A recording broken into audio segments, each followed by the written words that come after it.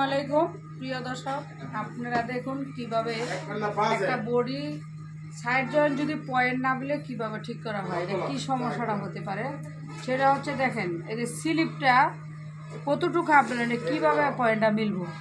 ঠিক আছে, এইখানে একটা স্লিপ হলো ছোটো, একটা স্লিপ হলো বড়, তাহলে এখানে আরও সমস্যা আছে।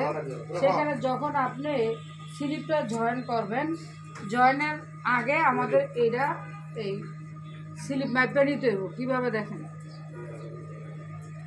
এই যে স্লিপের যে এই সাইডটা, এই সাইডে কী করতে হবে, মাপ দিয়ে দেবো দুটো সমান আছে কিনা, এটা হাফ ডাউন আছে, তাহলে সাইডের পয়েন্টটা কী করে মিলব।